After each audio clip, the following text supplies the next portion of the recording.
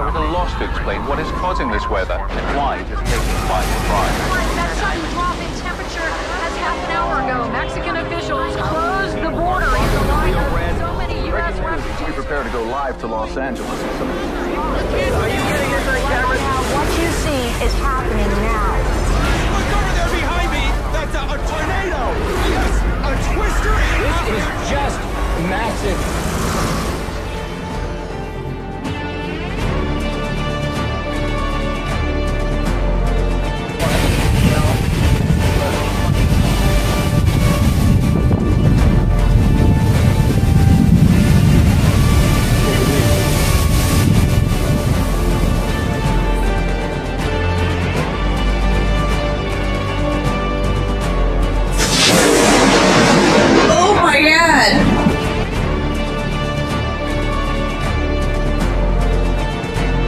This was the fiery scene on the highly trafficked Interstate 15 Friday afternoon. A brush fire on either side of the freeway forced traffic to stop, and soon more than a dozen vehicles became engulfed in flames.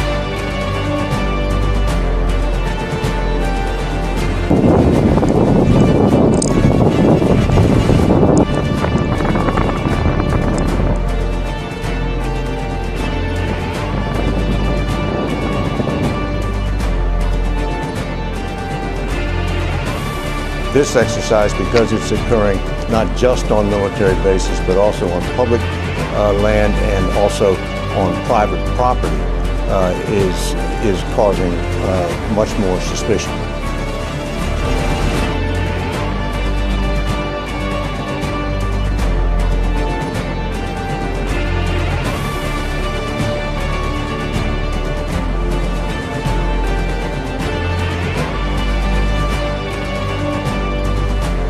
Beginning today, more than 1,000 American troops will descend across 7 Southwest states for a 2-month military training exercise named Jade Helm 15. It's expected to be one of the largest military training exercises ever performed on domestic soil. But Jade Helm 15 is being met with suspicion by a lot of folks who live in the areas where it's supposed to happen. And a lot of people are putting out some theories. I hate to call them conspiracy theories, although some are characterizing it that way. And part of the fear here is because of this military handout. The map shows 7 states involved and labels certain states like Texas hostile territory.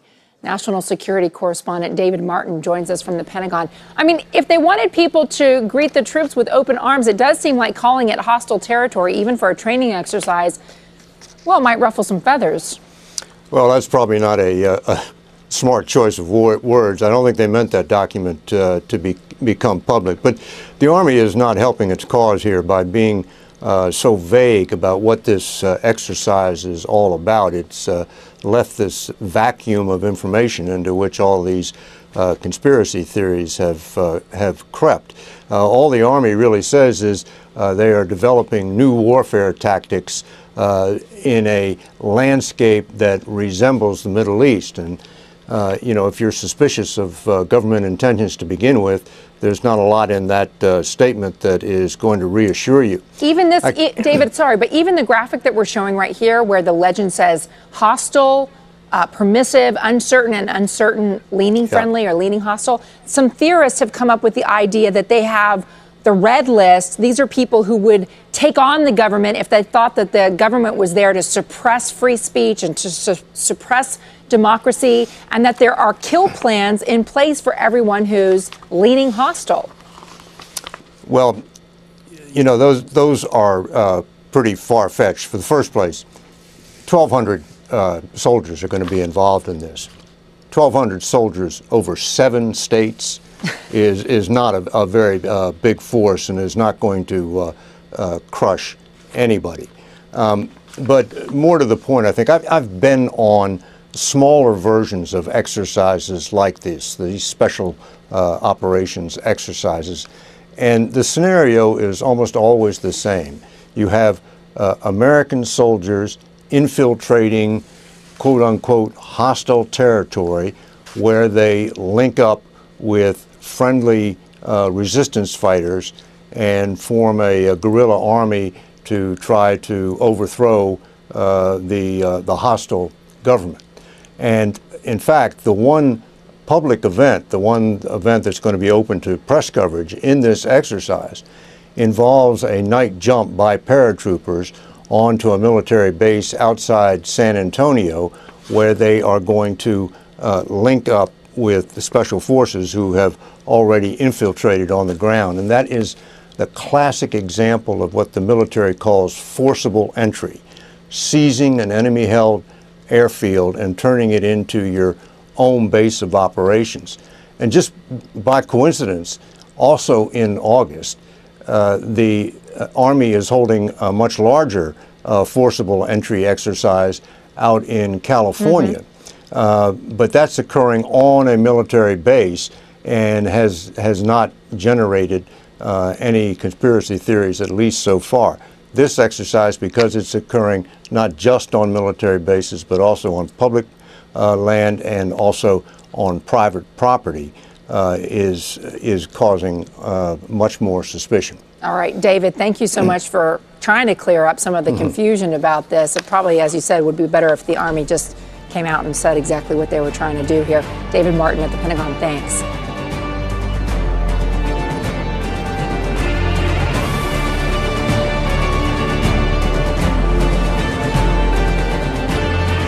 Have a look at this big wedge tornado near Monmouth, Illinois. This was Thursday evening, and this thing was not only big, it was also what we call a multiple vortex tornado. And actually, a lot of big tornadoes are multiple vortex tornadoes. You've got a big parent circulation, and within that large circulation, you've got a bunch of smaller ones. They're called subvortices or suction vortices, and these things tend to do the most damage. I mean, gosh, look, what do you have here? About 4 or 5 of them, something like that?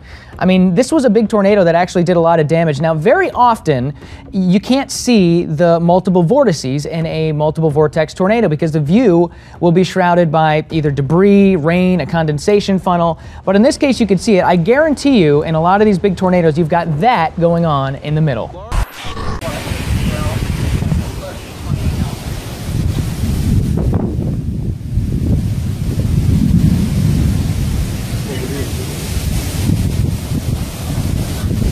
So cool.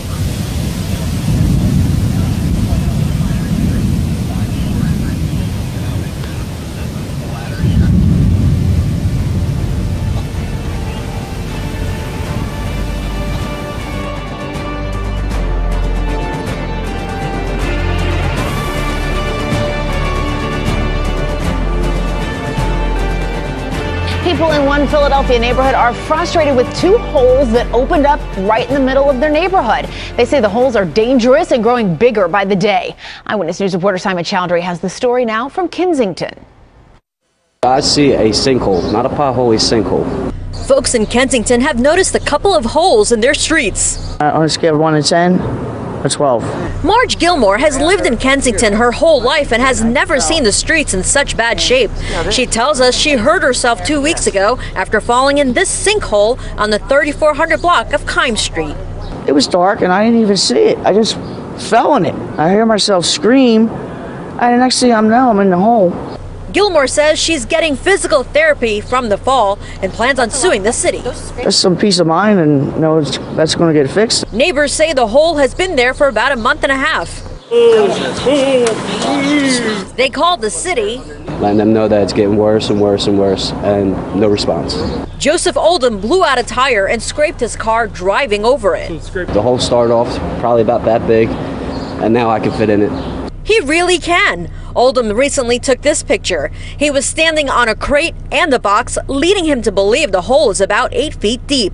Oldham says he sent the picture to the city. I figured that would get my point across to the streets department. Just 2 blocks away on Crystal Street, another sinkhole has folks on edge. No, it's very, very dangerous. Neighbors say the hole has been getting deeper and deeper over the past few weeks. They've also noticed cracks starting to pop up around it, making them believe that the street will soon cave in. I'm losing faith in Philadelphia departments. City officials tell us the streets department will work with the water department to determine the cause of both holes and will barricade them off in the meantime. In Kensington, Simon Chowdhury, CBS 3 Eyewitness News.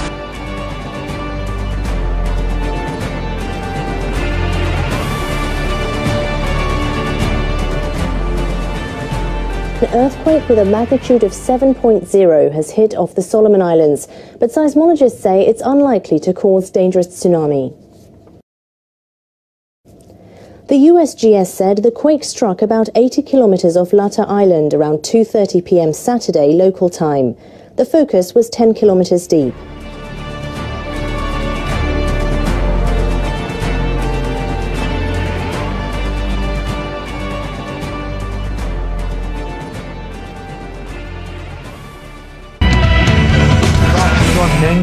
Claiming the lives of 2 people in Japan. Japanese media reporting 2 elderly men died while trying to prepare their homes and land before the storm made landfall yesterday. Officials are also checking on reports that a person was washed away by floodwaters. Denka is expected to weaken over the next several days, which could drop as much as 35 inches of rain in Japan.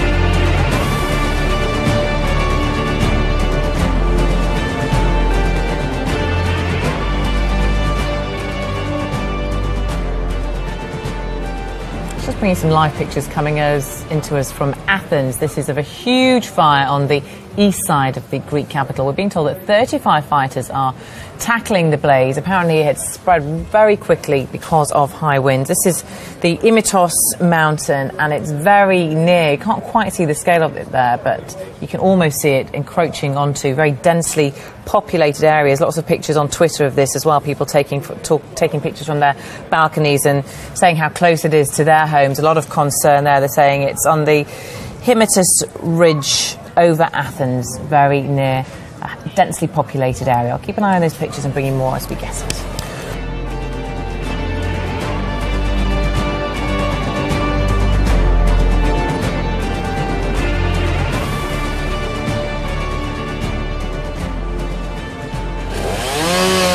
The raw buzz of chainsaws cut the air as the cleanup began in Cameron. Sam and Diane Charrington watched as crews took out tree after tree in their front lawn. Diane remembers how scary the tornado was. I could feel debris hitting my head and my ears just began to pop and so I thought, I need to get away from the door. We still have our home and we were able to stay here last night and, you know, like the people across the street, they lost their roof for their house and so we're very fortunate. Not so fortunate were their neighbors, the Eilers. Their garage balances precariously, unstable and dangerous. Well, we lost the south side of the garage here, and it's shifting to the south and to the east. It's going to go eventually. Our cars are inside, and we've got a lot of stuff stored up above. We've lost some trees. Our house is good, though, and we're doing fine, so that's the main thing. While destruction of homes and buildings was widespread, there were only a few minor injuries, and no people died.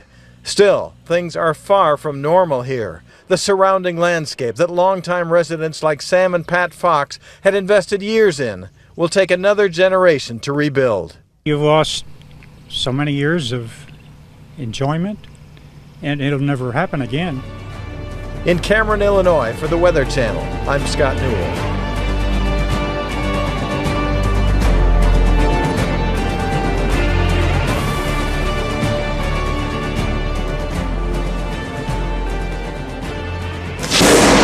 Oh my god!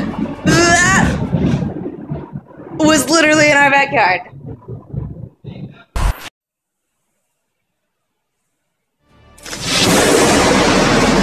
Oh my god!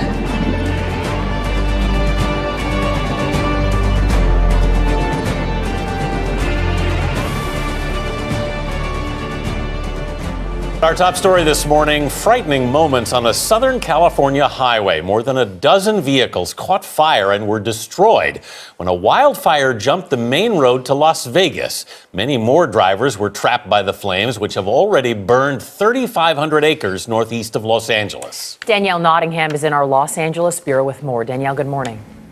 Good morning. Not only were multiple vehicles burned, the fire has also destroyed a number of nearby structures. While no injuries have been reported, motorists were forced out of their cars to save their lives. This was the fiery scene on the highly trafficked Interstate 15 Friday afternoon. A brush fire on either side of the freeway forced traffic to stop. And soon, more than a dozen vehicles became engulfed in flames. You can still see the cars that caught fire. They're burning there in the middle of your screen. They've actually made some drops onto those cars as well. It was terrifying. You can feel the heat on our face. 17-year-old Talia Sclafani took this photo as she ran to safety. The water drops continued, but flames jumped from vehicle to vehicle. Passenger cars, a semi-truck, a car hauler, and even a boat were completely destroyed. And before we knew it, the winds picked up and it came rushing, and they evacuated everybody, and we all had to run up the hill as far as we could go. Motorists were able to return to their cars once the flames on the freeway were safely extinguished. Couldn't get out. It started over at that end, I believe, and then it slowly started to move forward, and then it jumped the lane. But the fire continued to burn into nearby brush into the evening hours, burning structures and forcing evacuations. Right now, the fire is 5% contained. Drone activity is becoming a recurring problem for firefighting aircraft. According to the U.S. Forest Service, several planes were grounded or delayed because of drones flying in the area. Benita? Danielle Nottingham in Los Angeles this morning.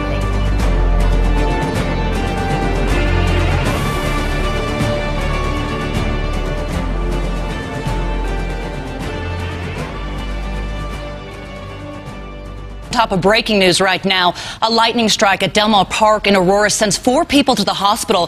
Fortunately, all of those people were not directly hit and only had minor injuries. A witness telling us the lightning may have struck the pool and injured lifeguards at the park. We seen the lightning start coming out, and then the lightning hit this tree over here. And it was just a big boom, and everybody just scattered. Then we seen them carrying a couple lifeguards out of the pool. Now, we're still waiting to confirm details with Aurora Fire. This all coming just one day after 4 people were hurt in a lightning strike in Chaffee County.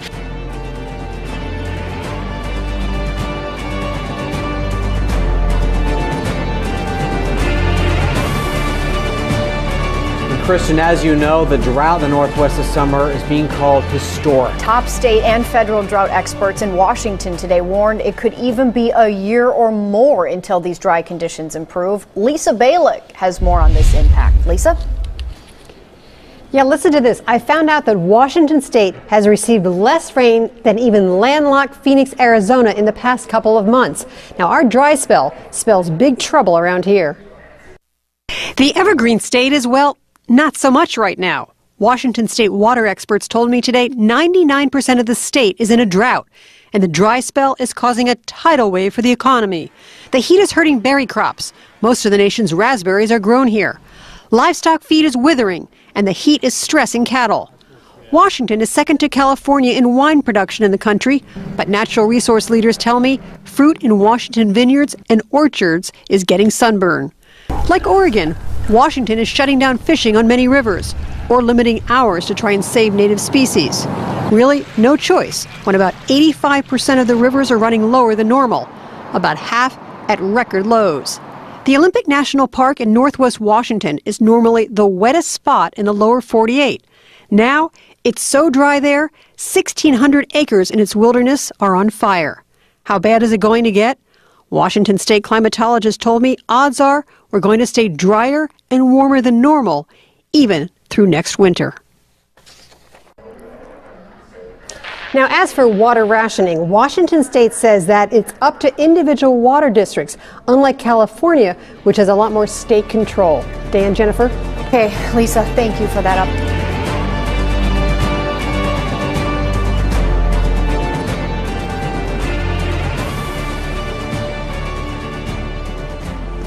with raids and seizures of guns, money, and computers. Saudi Arabia's Interior Ministry says it's dealt a massive blow to ISIL. Security forces arrested 431 people they say are tied to the terrorist group. Within the past few weeks, we have nearly put an end to ISIL in Saudi Arabia, a group that threatens our society. This organization is being directed and supervised from outside the Kingdom of Saudi Arabia. 431 individuals have been arrested. Officials say the suspects are from across the Middle East and Africa. They are believed to be involved in deadly bombings of mosques in the cities Dammam, Dalwa, and Qatif. Security forces believe they have foiled 6 other attacks being planned against Saudi targets. ISIL is trying to create a rift in the kingdom. They want to create chaos here through these terror cells, which included citizens from Saudi Arabia and other countries.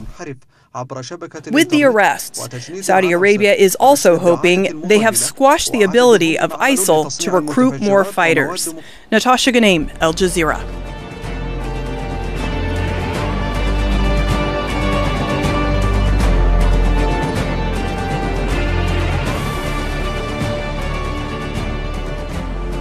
And I think it's worth pausing on the number of 120 lives lost in one explosion, quite staggering. 140 wounded, 13 of them children, 14 of them women. Now, this appeared to have occurred when a man managed to use ice to enshroud his explosives to bring his truck into the middle of a crowded outdoor market in the town of Khan Bani Saad in Diyala province. That's an area which ISIS are supposed to have been pushed out of, but clearly are still able to penetrate. Now, of course, he appears to have been offering prices for the ice that were significantly lower than the market. And in this extraordinary heat in an area like Diyala, people, of course, would have rushed ahead of the Eid celebration that we're in right now, that began yesterday in earnest, to buy that ice. And it was when that crowd of hundreds gathered around that truck that he detonated the device, killing all those people. Most of them Shiites. Of course, as you know, ISIS predominantly a Sunni extremist group targeting Shiites here, and this grossly sectarian war that's been raging now in Iraq for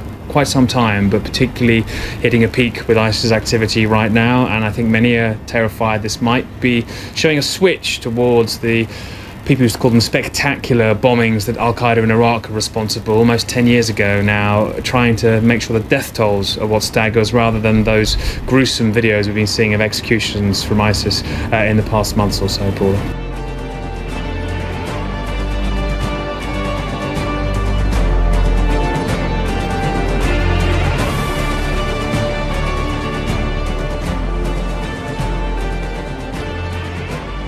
The Sun released a 17-second film showing Queen Elizabeth at about 6 years old when she was just a princess. Her sister, Princess Margaret, at her side, the Queen Mother, and their uncle, the Prince of Wales. Now, the film appears to show the royals performing the Nazi salute. The palace says, quote, "It is disappointing that film shot 8 decades ago and apparently from Her Royal Majesty's personal archive has been obtained and exploited in this manner." Now, the Queen's uncle Edward was accused of being a Nazi sympathizer during the rise of Hitler in the 1930s. He abdicated the throne in 1936 to marry American socialite Wallis Simpson. Now, earlier I spoke with Royals biographer Hugo Vickers about how he felt about the Sun's decision to release the film. First of all, they probably shouldn't have had it. Secondly, it will have been obtained by some strange method, and they won't tell us how they got it. And thirdly, of course, there should be a copyright issue. It's the Queen's copyright. It's her film, and it shouldn't have appeared. It's totally irrelevant. I quite agree with you. In terms of context here, though, I mean, given what was happening in that period in the 1930s, does it tarnish in any way what everyone says is an impeccable record from the royals during World War II, starting with the Queen Mother herself? Well, I think, you have to just look at the facts, don't you? The Queen Mother was one of our really most important war leaders, I would almost venture to say. I mean, she stayed in London with the King. That proved that things couldn't be too bad. They visited the bombed areas. They kept their children in England. They didn't send them off to Canada. She broadcast to the women of Britain. She did an amazing job, and she always remained resolutely a civilian. She never wore uniform, and so the images that you got of the Queen Mother at that time were of sometimes a woman in a little pony carriage with the two princesses cycling behind her, a hugely different, a contrast to what was coming out of Nazi Germany with people marching around in sinister black uniforms. She did a fantastic job, so the record stands. In terms of the tabloid, as you said, this was clickbait, and I'm sure that it actually worked. Many people have gone online to look at this video. They, of course, argue that it's in the journalistic interest. Do you think, though, that it perhaps begins a new period with the royals in Britain in general with the media? They've been fairly hands-off since the death of Diana. Do you think that this marks a different period? No, I don't. I think this is a one-off thing that somebody got hold of this little bit of footage and saw the possibilities which they could exploit, as has been said, and they used it. I think it'll pass by pretty quickly, frankly, and I agree with you. I think that the response has generally been sympathetic to the royal family, and I think this. I don't know if I'm allowed to say that. I think the Sun sounds pretty hypocritical because they try to pretend that it's in the national interest that we should see these things, and they particularly, of course, relate this to the various accusations that have been levelled against the Duke of Windsor pretty much unfairly over a number of years.